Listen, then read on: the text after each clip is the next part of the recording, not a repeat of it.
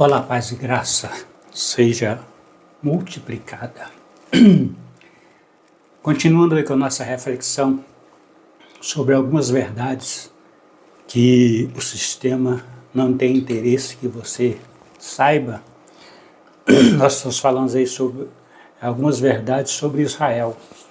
Nós vamos abrir um parêntese aqui para nós falarmos sobre verdades sobre a Páscoa, que também está relacionada a Israel, tendo em vista Israel ser o povo de Deus, e a Páscoa foi instituída como uma forma de expressar, como uma forma memorial da libertação do povo de Deus do Egito, que, considerando a tipologia, seria um tipo do mundo, tá certo?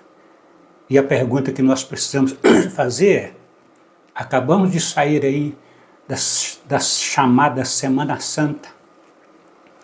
O sistema intitulou a Semana Santa porque na Bíblia não existe esse tal de Semana Santa. O sistema intitulou e todos nós seguimos cegamente aquilo que o sistema instituiu. E a pergunta que nós precisamos fazer é: a Páscoa é antes da morte ou na ressurreição? Porque o sistema criou uma Páscoa na ressurreição, que inclusive foi comemorada ontem, no domingo da ressurreição.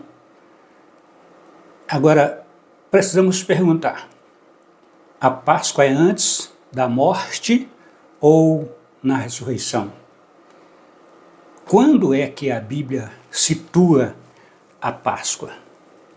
Porque se nós servimos a Deus, de fato e de direito, então nós precisamos primar pela Bíblia, tá certo? Tudo aquilo que o sistema ensinar, passar, que estiver de acordo com a Bíblia, ok. Mas tudo aquilo que está chocando, que está contrariando, existem coisas que são substituídas, né? E nós seguimos cegamente, tá bom? No Evangelho de Lucas, por exemplo, capítulo 22, Jesus expressa o desejo de comer a Páscoa com seus discípulos antes de sofrer. Ora, como é que Jesus expressa aos seus discípulos o desejo de comer a Páscoa com eles antes dele sofrer? Ou seja, antes dele entrar no processo do seu sofrimento, na semana do seu sofrimento, e nós comemoramos a Páscoa na ressurreição. Ora, se a Páscoa foi celebrada por Jesus na ressurreição, automaticamente ele teria que já ter ressuscitado e ter celebrado essa Páscoa com os discípulos, sim ou não? Mas a verdade é que o texto está dizendo que ele quer comer, deseja comer a Páscoa com os discípulos antes de sofrer. Ou seja, antes de passar, entrar no processo do seu sofrimento, ok? A verdade é que a Bíblia destaca que a Páscoa é a preparação de Jesus, ok? Para demonstrar na prática o seu amor através do sacrifício iminente. Da mesma forma como a Páscoa lá no Egito, ela antecipou o período de libertação, o período de salvação, o período em que o Egito enfrentou a fúria do anjo destruidor, ou o anjo da morte, que, se nós espiritualizarmos um pouco, vai representar a morte espiritual, tá certo? E a Páscoa ela foi celebrada com um processo de antecipação, para que quando acontecesse, o povo de Deus ficasse livre dela, da praga, da mortandade. E assim aconteceu, tá? E Paulo diz que Jesus é a nossa Páscoa. E na verdade essa Páscoa, ela está seguindo o seu contexto, que é o que nós precisamos fazer, ela antecede o período de sacrifício, o período em que Jesus vai ao Calvário, vamos dizer assim, tá bom? Em Lucas, por exemplo, voltando em Lucas, no capítulo 22, vamos ler alguns versículos.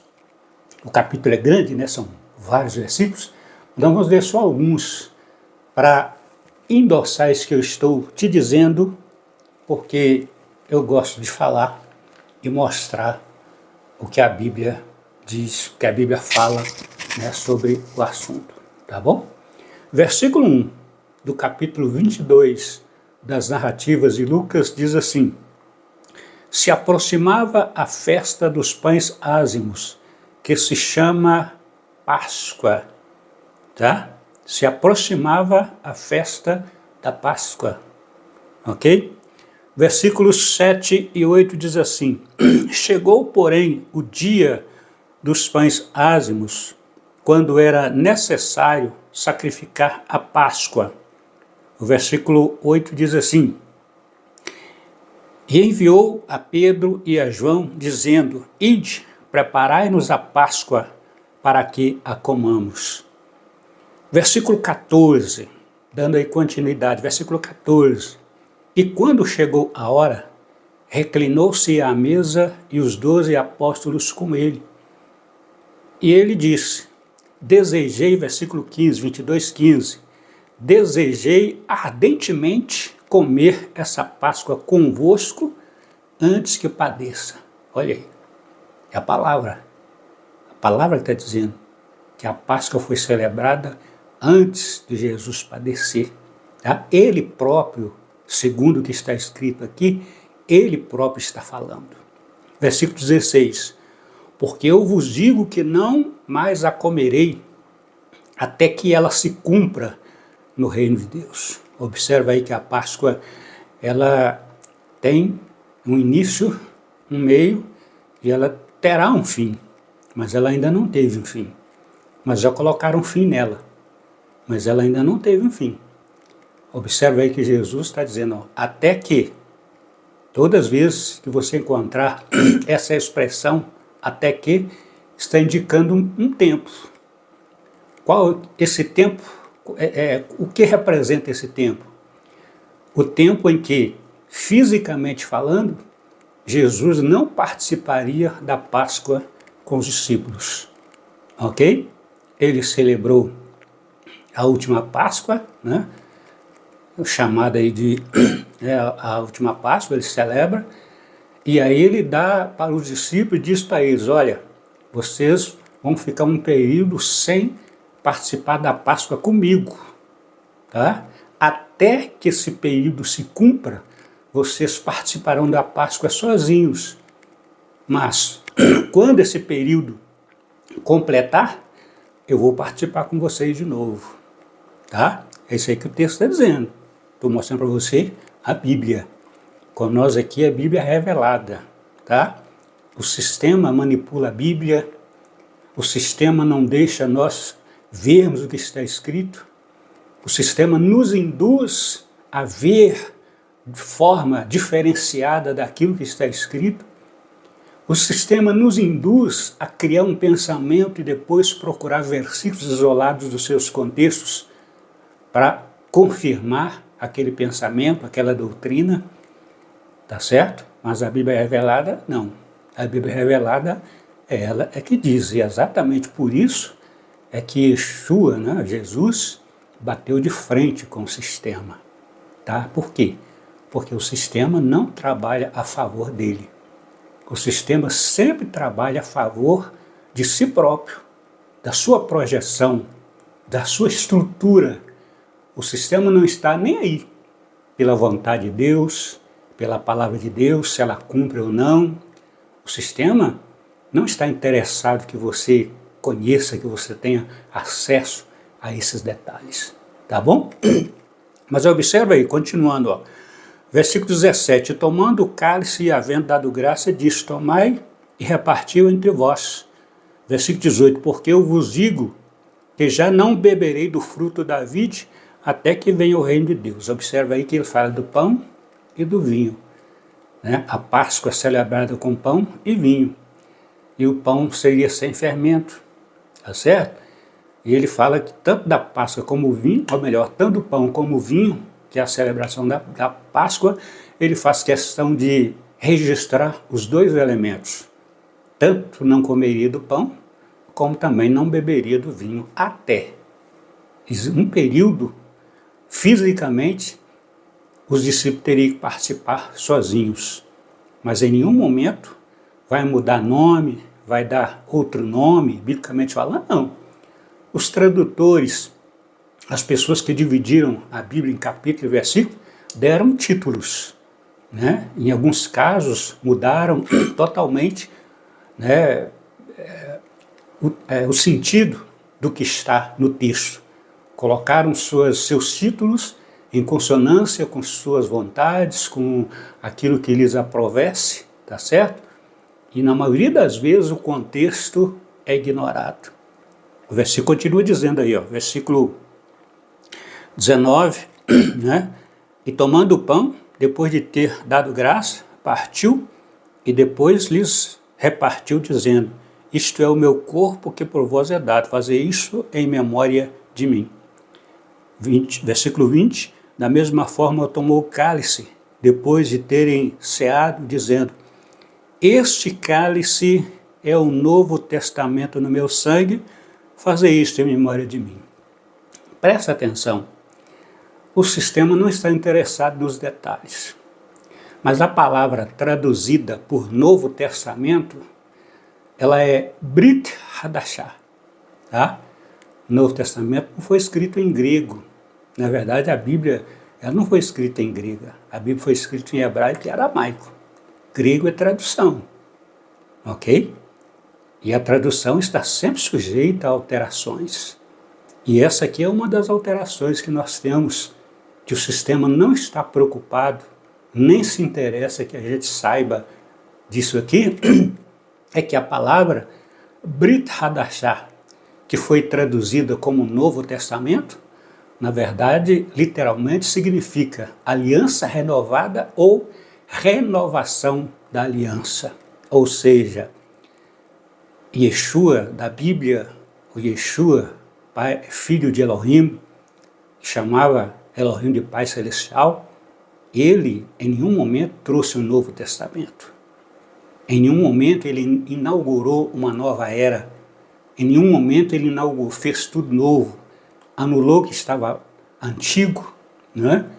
Deu até o nome de velho, antigo, e colocou um novo. Uma palavra traduzida por novo aí não é novo, é apenas renovação ou aliança renovada. Ou seja, literalmente, Jesus está dizendo, aí no versículo 20, este cálice é a renovação da aliança no meu sangue.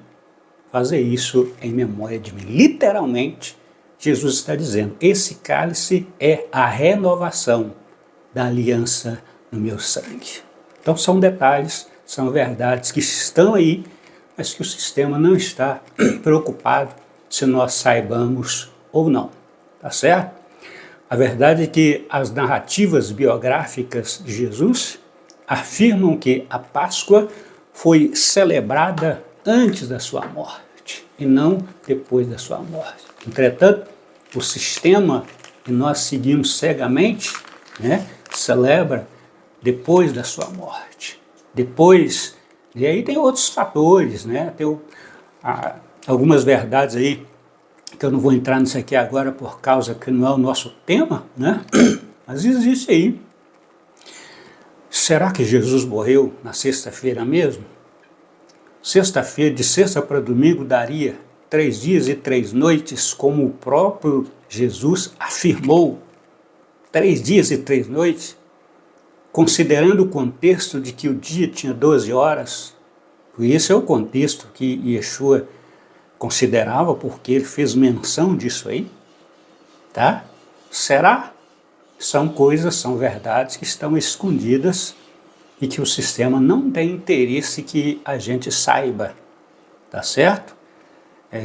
Porque se você fizer a conta direitinho, né, é complexo dizer que Jesus morreu na sexta e ficou 3 dias e 3 noites sepultado e ressuscitou no domingo. É complicado. E é preferível errar com a Bíblia do que errar com o sistema. Se você errar com a Bíblia, Deus é responsável pela sua palavra. Se você errar com o sistema, Deus não tem nada a ver com o sistema. Ok? Para isso, ele mandou seu filho. Para isso, ele mandou Jesus para bater de frente, mostrar para nós, trazer para nós a revelação, o sentido literal e completo da sua palavra, da lei, dos profetas, para que nós não caíssemos nesse erro. Mas, infelizmente, nós seguimos cegamente direcionados por aquilo que o sistema nos induz, por aquilo que o sistema nos incita a crer e acreditar. Tá certo? Se você parar para analisar, por exemplo, Mateus capítulo 26, versículos 1 e 2, está indicando que a Páscoa foi celebrada antes do sofrimento de Jesus, tá? Antes dele entrar no processo do sofrimento. Mateus capítulo 4, versículos 12 e 17. E tem outros versículos, né? Eu não vou ler aqui por causa do tempo, mas estou citando para você ler depois.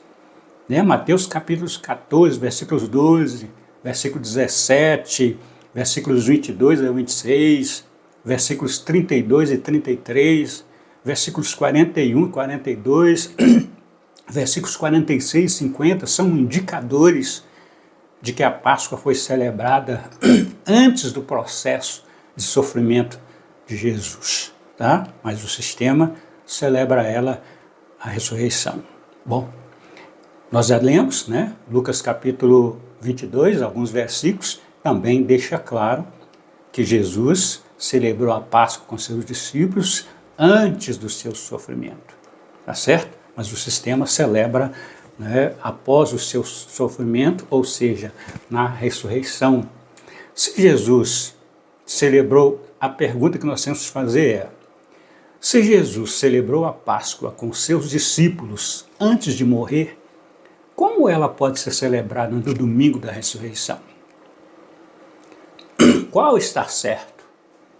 Quem celebra a Páscoa no domingo da ressurreição? Ou a Bíblia que diz que ela foi celebrada e Jesus mandou seguir, fazer isso em memória dele, e consequentemente esse fazer em memória dele, a celebração em si, ela seguiria os mesmos princípios, tá certo?